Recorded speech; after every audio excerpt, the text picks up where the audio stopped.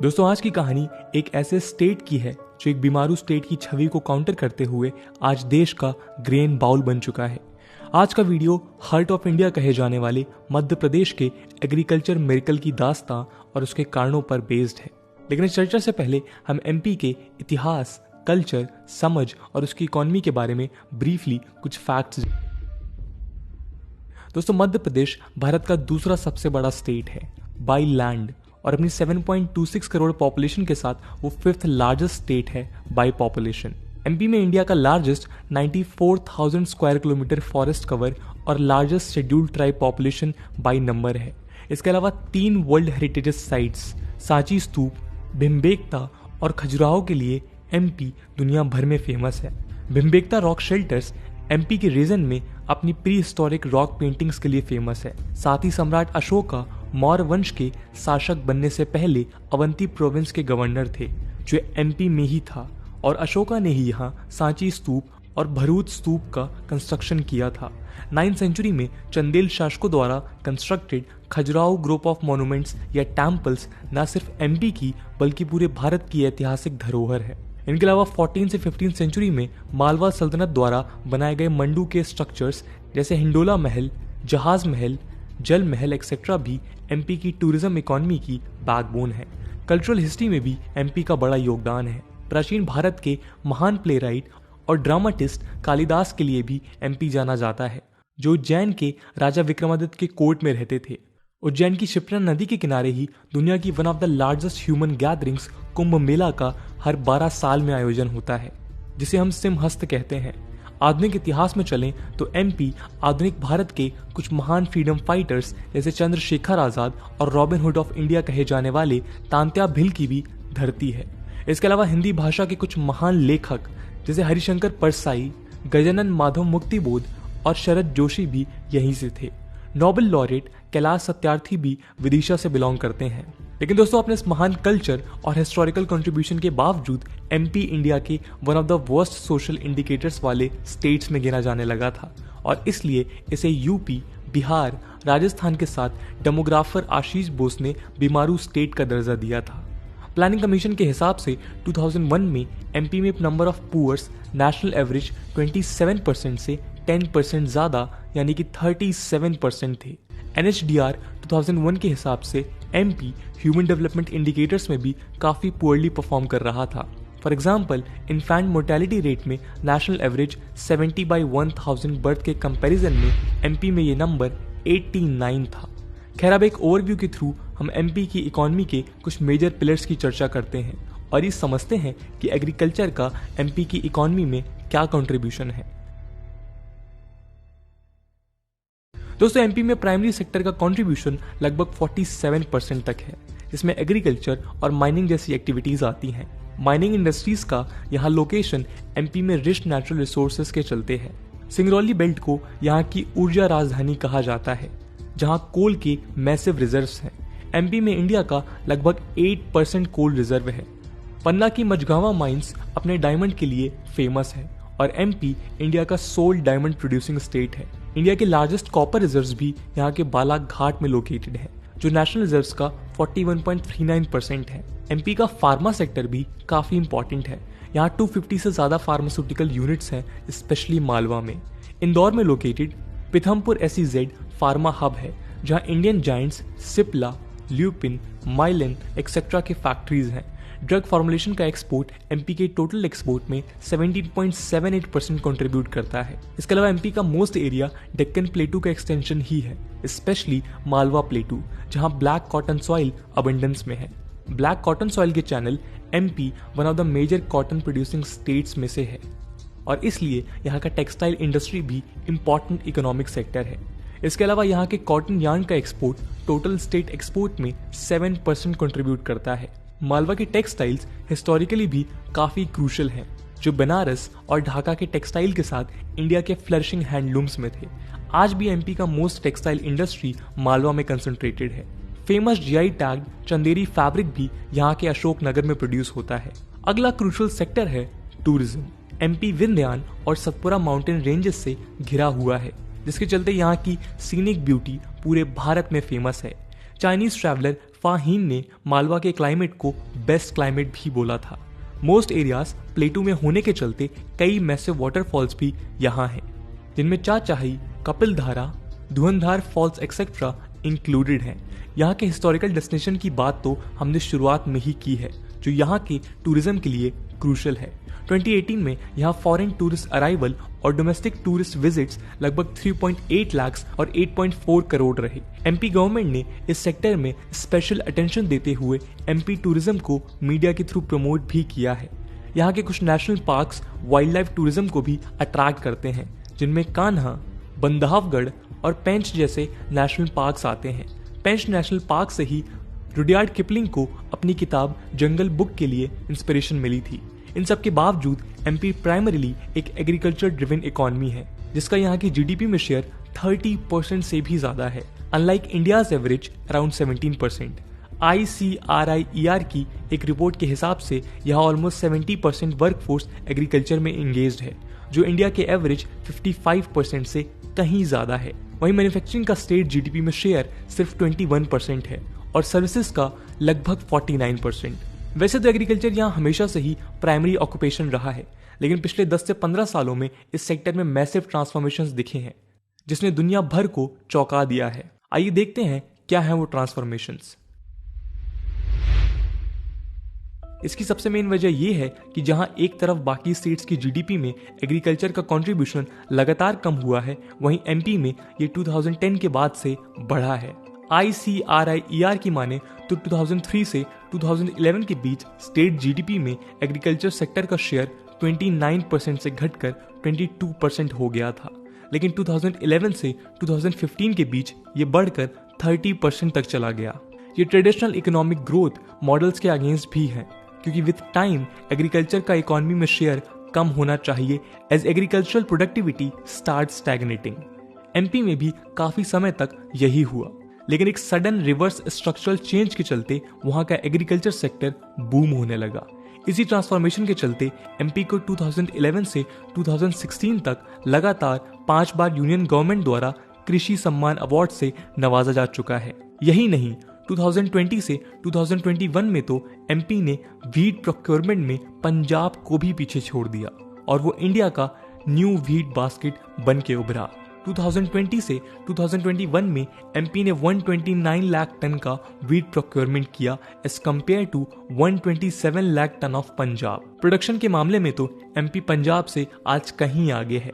Estimate के हिसाब से पंजाब के लगभग 175 लाख टन व्हीट प्रोडक्शन के सामने एमपी लगभग 300 लाख टन व्हीट प्रोड्यूस करता है और इंडिया के टोटल व्हीट में 16% कंट्रीब्यूट करता है फ्रॉम 8% इन 2002। प्रोडक्शन में एमपी सिर्फ यूपी से पीछे है, जिसका प्रोडक्शन लगभग 320 लाख टन के आसपास रहता है। एमपी का एग्रीकल्चर जिस तरीके से बूम हो रहा है, वो जल्द ही शायद इस मार्क को भी क्रॉस कर लेगा। व्हीट प्रोडक्टिविटी भी 2002 के मुकाबले लगभग 1.5 गुना बढ़ी है, लेकिन इस एस्पेक्ट में अभी भी वो पंजाब के 4.7 MT पर हेक्टेयर और हरियाणा के 4.4 MT पर हेक्टेयर से पीछे है। एमपी की प्रोडक्टिविटी सिर्फ 2.6 MT पर हेक्टेयर है। ओवरऑल एग्रीकल्चर ग्रोथ में एमपी ने 2004-05 से 2014-15 तक on average highest growth witness किया है, जो कि 9.7% है। इस ग्राफ में आप देख सकते हैं कि कैसे 2002 से 2003 में नेगेटिव ग्रोथ और 2010 तक अनसर्टेन ग्रोथ रेट फिटनेस करने वाले स्टेट ने 2010-11 के बाद एक स्टेडी एग्री ग्रोथ विटनेस किया है। 2013-14 में एमपी का ग्रोथ 20% तक पहुंच गया था।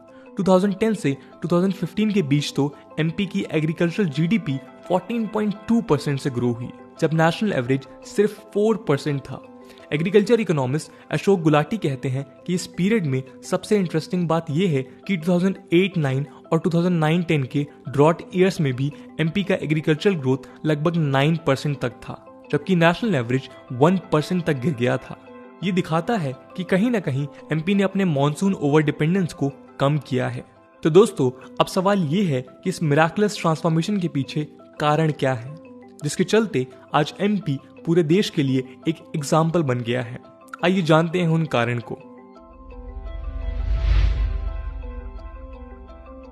एमपी के एग्रीकल्चर मिरेकल का सबसे पहला कारण है 2005 के बाद क्रॉप डाइवर्सिफिकेशन और सोयाबीन पर डिपेंडेंस का कम होना। हम आपको बता दें कि सोयाबीन कल्टीवेशन के इनिशियल सक्सेस ने 1980s के बाद एमपी में रूरल प्रॉस्पेरिटी को इम्प्रूव किया था और काफी समय तक फार्मर्स का मेन क्रॉप रहा। लेकिन 2005 के बाद low exports, erratic rainfall and pest attacks के चलते सोया फार्मिंग प्रॉब्लम फेस करने लगी। किसी एक क्रॉप पर ओवर डिपेंडेंस वैसे भी सस्टेनेबल नहीं होती है। इसी दौर में एमपी ने बासमती पैडी को एक ऑल्टरनेटिव के तौर पर इंट्रोड्यूस किया, जिसके जीआई टैग को लेकर एमपी और पंजाब के बीच पॉलिटिकल और लीगल बैटल्स अभी भी चल रहे हैं। वैसे पैडी ईस्टर्न और नदर्न एमपी की ट्रेडिशनल क्रॉप हमेशा से थी, लेकिन सेंट्रल नर्मदा रीजन में बासमती के इंट्रोडक्शन ने इस एरिया को काफी प्रॉस्परस बनाया। आज कई ब्रांडेड कंपनीज एक्सपोर्ट के लिए इस रीजन से राइस को प्रोक्योर करती हैं। इस राइस में रिटर्न्स भी काफी हाई हैं। कुछ रिपोर्ट्स के हिसाब से ₹4,500 पर क्विंटल तक के रेट्स के साथ ये सोयाबीन की प्राइस से लगभग 6 गुना ज्यादा है। इसके अलावा बासमती एक लॉन्ग ग्रेन राइस है जिसने प्रोडक्टिविटी को भी काफी इंप्रूव किया है। 2002 में जो 6.6 क्विंटल्स पर हेक्टेयर था, आज ये लगभग 25 क्विंटल्स पर हेक्टेयर तक इंक्रीज हो चुका है। राइस के अलावा व्हीट भी यहाँ एक मेजर क्रॉप बन के उभरा है, जिसके कारणों की चर्चा हम आगे करेंगे। राइस के प्रोडक्शन से हुए ग्रोथ ने एक डोमिनो इफेक्ट को जन्म दिया है, जिसने न्यू राइस प्रोड्यूसिंग रीजन में फार्म मैकेनिज्म को पुश किया है। जैसे जैसे फार्मर्स की इनकम्स राइज हुई, यहाँ ट्रैक्टर सेल्स इंक्रीज हुए। इंडिया टुडे की एक रिपोर्ट की माने तो सेंट्रल नर्मदा रीजन के होशंगाबाद और रीजन में ट्रैक्टर सेल्स में 30% से ज्यादा का ग्रोथ देखा गया पिछले कुछ सालों में। इसके अलावा इरिगेशन में गवर्नमेंट इंटरवेंशंस के चलते भी ये ग्रोथ इंप्रूव हुआ है और मॉनसून डिपेंडेंस कम हुई है। 2009-10 तक गवर्नमेंट कैनाल्स सिर्फ 8 लाख हेक्टेयर्स लैंड रबी सीजन में इरिगेट कर पाती थी, लेकिन पिछले 5 सालों में ये एरिया 3 गुना तक बढ़ा है। ये एक्सपेंशन मेनली पुराने प्रोजेक्ट्स को टाइम बाउंड मैनर में फिनिश करने और पुराने कैनाल्स के रिपेयर के चलते हुआ है, रादर देन न्यू इन्वेस्टमेंट। साथ में गवर्नमेंट ने 3 बेसिक रूल्स को फॉलो किया है। पहला, कैनाल्स को फुली सप्लाई लेवल में ऑपरेट करना through timely desilting, cleaning and fixing breaches. दूसरा, treating every farmer equally and water को स्ट्रिक्ट रोटेशन बेसिस पर रिलीज करना। तीसरा, कैनाल के टेल एंड में लोकेटेड फार्मर्स को सबसे पहले पानी देना, जो पहले हेड एंड के फार्मर्स यूज कर लेते थे। स्टेट रूरल डेवलपमेंट डिपार्टमेंट ने मनरेगा के अंडर कपिल धारा स्कीम जैसे एफर्ट से भी इसमें कंट्रीब्यूट किया है। क्वालिटी सीड्स, फर्टिलाइजर्स और क्रेडिट की इजी अवेलेबिलिटी भी एक इंपॉर्टेंट स्टेट इंटरवेंशन रहा। पिछले 20 सालों में सर्टिफाइड क्वालिटी सीड्स की अवेलेबिलिटी लगभग 9 गुना बढ़ी है। स्टेट गवर्नमेंट ने शॉर्टेज ऑफ फर्टिलाइजर्स को एडवांस स्टॉक बिल्डिंग मेजर्स के थ्रू एड्रेस किया है। फार्म क्रेडिट 2012 से 0% इंटरेस्ट पर मिल रही है, जबकि उसके पहले ये 5% तक था। इजी क्रेडिट अवेलेबिलिटी ने मैकेनाइजेशन, सीड्स और फर्टिलाइजर परचेज में भी हेल्प किया है।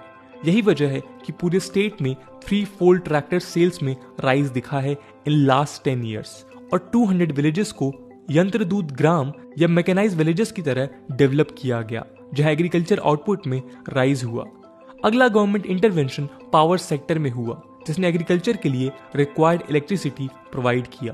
Power shortages, poor roads and water MP elections में मेजर इश्यूज रहे हैं, स्पेशली 2005 के पहले। अवेलेबिलिटी में 2008 में पंप्स के लिए available power 0.8 kilowatts per hectare से बढ़कर 2013 तक ये 1.36 किलोवाट पर हेक्टेयर हो गई, यानी कि डबल। साथ में डोमेस्टिक यूज और एग्रीकल्चर यूज के लिए फीडर सेपरेशन के थ्रू फार्मर्स को अब 3 फेज फुल वोल्टेज पावर मिलता है, ताकि वो अपने मोटर्स को 8 to 10 आवर्स डेली रन कर सकते हैं at a flat annual rate of ₹1400 पर हॉर्स पावर। 2017 में गवर्नमेंट ने 5 lakh temporary irrigation power connections को परमानेंट बनाने का भी काम शुरू किया है। सॉइल हेल्थ पर भी गवर्नमेंट ने फोकस किया है। सॉइल हेल्थ कार्ड के थ्रू सॉइल स्पेसिफिक क्रॉप्स और टारगेटेड यूज ऑफ फर्टिलाइजर ने क्रॉप प्रोडक्टिविटी को इम्प्रूव किया है। सॉइल हेल्थ कार्ड्स को कॉम्प्लीमेंट करने के लिए स्टेट में 1200 ऑटोमेटेड वेदर स्टेशंस और 3300 रेन गेजेस भी इंस्टॉल किए गए हैं, ताकि रेन प्रेडिक्शंस प्रॉपर्ली हो सके। इम्प्रूव प्रोक्योरमेंट के लिए भी कई मेजर्स रिस्पॉन्सिबल हैं। सबसे पहला है यूनियन गवर्नमेंट द्वारा फेयर एवरेज क्वालिटी नॉर्म्स को रिलैक्स करना। इसने इंश्योर किया कि ऐसे वीड्स जो रेंज के चलते स्ट्रिक्ट क्वालिटी स्टैंडर्ड्स को मीट नहीं कर पाते, वो भी प्रोक्योर किए जा सकें। दूसरा है प्रोक्योरमेंट इंफ्रास्ट्रक्चर का इम्प्रूवमेंट, जिसने एमपी से वीट प्रोक्योरमेंट को पंजाब के बराबर पहुंचाया और फार्मर्स को वीट प्रोडक्शन के लिए मोटिवेट किया। इफेक्टिव प्रोक्योरमेंट सिस्टम में फार्मर का प्रायर रजिस्ट्रेशन किया जाता है और उन्हें एसएमएस के थ्रू प्रोड्यूस सेल करने की डेट के बारे में इन्फॉर्म किया जाता है। ये बाइंग सेंटर्स में ओवर क्राउडिंग रिड्यूस कर देता है। 2020 में एमपी में वीट बाइंग सेंटर्स लगभग 4,529 थे as compare to 3,545 last year. इसने भी बाइंग सेंटर्स में लगने वाली भीड़ को कम किया और उन्हें प्राइवेट ट्रेडर्स की जगह गवर्नमेंट को प्रोड्यूस सेल करने के लिए इंक्रीज किया एट बेटर प्राइस। डिजिटलाइजेशन के थ्रू अब प्रोक्योरमेंट प्राइस का पेमेंट भी फार्मर को विद इन अ वीक मिल जाता था। इसके अलावा स्टेट गवर्नमेंट ने 2008 से एमएसपी के ऊपर पहले 100 रुपीस पर क्विंटल और 2012 से 150 क्विंटल का क्रॉप बोनस भी देना शुरू किया है, जिसने फार्मर को वीट सो करने के लिए इनकरेज किया था। एमपी में बढ़ते वीट प्रोडक्शन का एक कारण राइजिंग एरिया अंडर कल्टीवेशन भी रहा है, जो बेसिकली इम्प्रूव्ड प्रोक्योरमेंट सिस्टम और गवर्नमेंट इंसेंटिव्स के चलते ही हुआ है, जो फार्मर्स को बेटर प्राइस देता है as compare to private traders. Indian Express की एक रिपोर्ट के हिसाब से जहां एक तरफ पंजाब का एरिया अंडर वीट कल्टीवेशन पिछले 10 साल से लगभग 35 लाख हेक्टेयर्स रहा, वहीं एमपी में ये 2007 में 41 लाख हेक्टेयर से 2020 में 102 लाख हेक्टेयर हो गया। ये पंजाब का 3 गुना है। बेटर रूरल रोड्स ने भी इस प्रोक्योरमेंट को इफेक्टिव बनाने का काम किया। अप्रैल 2000 में 60% रूरल हैबिटेशंस में कोई पक्का ऑल वेदर रोड कनेक्टिविटी नहीं था, लेकिन ये नंबर अब 10% ही रह गया है। ये मेनली प्रधानमंत्री ग्राम सड़क योजना और मुख्यमंत्री ग्राम सड़क योजना के चलते हुआ है। अच्छे बिट्यूमिनस और ग्रेवल सरफेस रोड ने फार्मर्स के लिए अपने प्रोड्यूस को मंडी तक ले जाने में हेल्प किया है। तो दोस्तों, ये थी एमपी के बीमारू स्टेट से ग्रेन बास्केट ऑफ इंडिया बनने की कहानी। लेकिन ये मिराकुलस जर्नी कई चैलेंजेस अभी भी फेस कर रही है, जिसके लिए प्रोक्रिएटिव स्टेट इंटरवेंशंस की जरूरत पड़ेगी। कुछ क्रिटिक ये आर्ग्यू करते हैं कि एमपी के मिराकुलस ग्रोथ में एक रीजनल और सोशल डिस्पैरिटी है, जिसके चलते राइजिंग इनकम इक्वली डिस्ट्रीब्यूट नहीं हो रही है और एमपी सोशल इंडिकेटर्स में भी पीछे है। फॉर एग्जाम्पल 2020 में इंडियन एक्सप्रेस की रिपोर्ट के हिसाब से इन्फेंट मोर्टेलिटी रेट में एमपी अभी भी वर्स्ट परफॉर्मर स्टेट है विद 48 पर 1000 डेथ्स। इसके अलावा फार्मर सुसाइड का चैलेंज भी एमपी में अभी भी है, जिसे एड्रेस करना काफी जरूरी है। टाइम्स ऑफ इंडिया की रिपोर्ट के हिसाब से एमपी में हर 3 दिन में एक फार्मर अभी भी सुसाइड करता है। इसके अलावा कई क्रिटिक ये भी कहते हैं कि एमपी का मिराकुलस एग्रीकल्चर ट्रांसफॉर्मेशन एक ऐसे इंटरनेशनल एनवायरनमेंट में हुआ जब ग्लोबली एग्रीकल्चर कमोडिटीज की प्राइसेस काफी ज्यादा थी। इसके चलते ही कहीं ना कहीं यूनियन गवर्नमेंट ने वीट पर एमएसपी को 2005 में 700 रुपीस पर क्विंटल से 2013 में 1400 पर क्विंटल कर दिया था। स्टेट गवर्नमेंट का इसके ऊपर बोनस देना भी इसी एटमॉस्फेयर में हुआ।